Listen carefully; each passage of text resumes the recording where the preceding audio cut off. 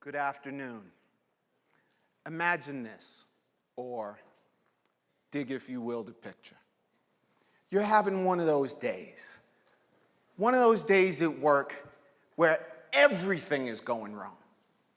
Nothing will go right. It's tedious, it's stressful, it's long, it's overbearing. You cannot wait to get home.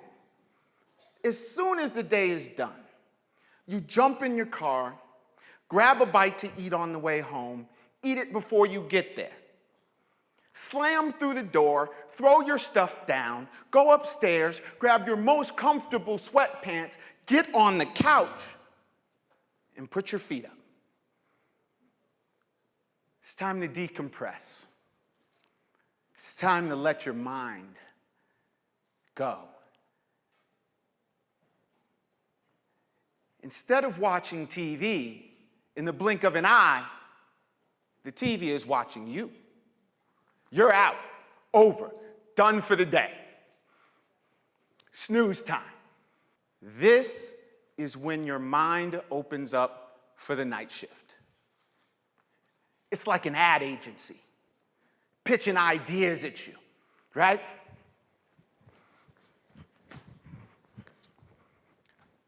The world needs a remote control garbage can that looks like R2-D2 and empties its own garbage.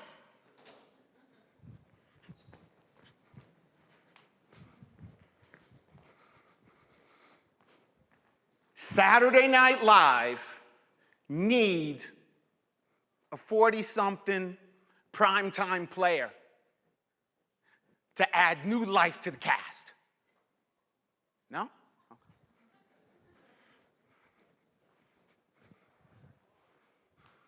This is the one. Rock and roll needs a revolution. Call Bono, tell him that U2 needs an oboe player.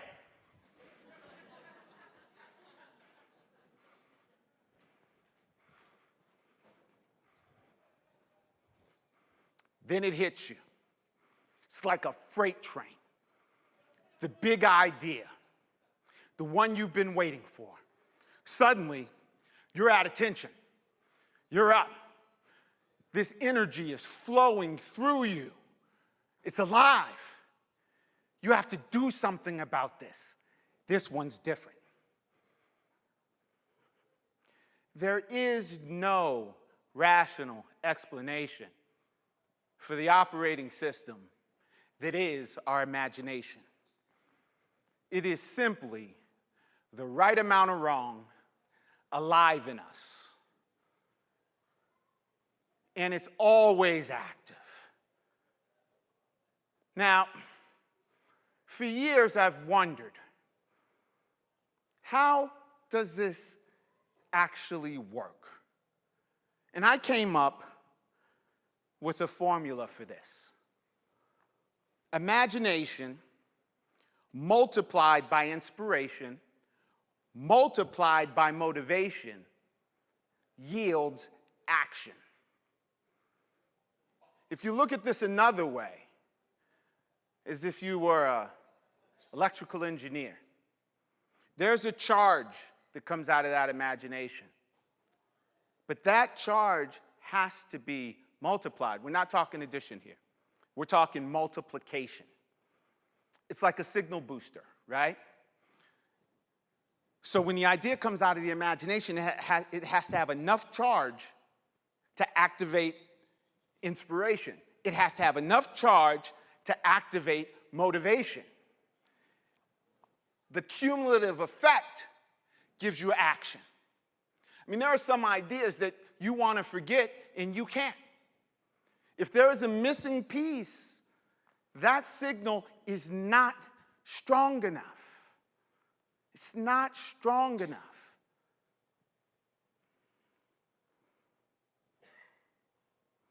Let's think about the right amount of wrong. Let's look at this a different way. Let's think of all of the inventions that would not exist if not for the right amount of wrong. Silly putty, the pacemaker, plastic, Teflon, Velcro. chocolate chip cookies. What would I do without my chocolate chip cookies? But each one of these innovations was headed in another direction. This happens in music all of the time. You think a song's going in one direction, it may go in another direction. One of my favorite musicians of all time exemplifies the right amount of wrong in so many good ways. And that's the father of soul. That's James Brown. Now, what's amazing about James Brown, at the time, 50s, 60s, music followed a very specific formula. It's about 3 chords, led by guitars, pianos, drums and bass faded in the background. James Brown said, nah, man. Nah, I'm hearing this different. I'm hearing this differently. We're going to focus on the drums and the bass, and we're going to move that to the front of the line, because I got to dance. And that's where the funk is. There would be no uptown funk you up without James Brown. Doesn't exist. It's the right amount of wrong. So what does that mean? Whenever you're trying to do something big, you are going to have to budget for the right amount of wrong. Because people might not even understand what you see. It's too early in the game. Big ideas require the right amount of wrong, because you have to campaign for that idea. Budgeting for the right amount of wrong also means we have to have a line item in our budget for failure. Is it supposed to work the first time? Success is how you deal with plan B. In my case, C, D, E, F, because your idea is going to be challenged. It is going to be challenged. At some point in time, it has to scale. A great idea can only go so far on one mind alone. A famous boxer, Mike Tyson, once said, everybody has a plan until they get hit. Boom! Okay. So now I have a choice to make. Am I going to stay down for the count of 10? Go home, get back on my couch? Or is the charge that traveled down that distribution chain strong enough to empower me to fight? Is it strong enough to empower me to fight for my idea, even if I'm the only one who believes that I can win? We all actually have that superpower, but we've forgotten about it. Can do a little test. How many people here would be willing to admit in front of this TED Talk audience that they are artists? Show of hands. Okay, that's about 20% of this audience. Okay, let me look at this another way. Let's think about it. If I happen to have a DeLorean sports car parked outside, circa 1988, happened to be converted into a time machine, and we got in that thing and flew back in time to 3rd, 4th grade. Now, let me ask you, the 3rd, 4th grader inside of you, now, how many of you are artists? How many? Oh, that's about a 50% increase. But still not everybody. Fascinated by that. So in kindergarten, are you telling me the first thing you were given was a math equation, science experiment? Or were you given crayons, watercolors? Were you given Lego and building blocks? Did you tell stories? Did you sing? Did you dance? We built our intelligence, our mental capacity through the arts.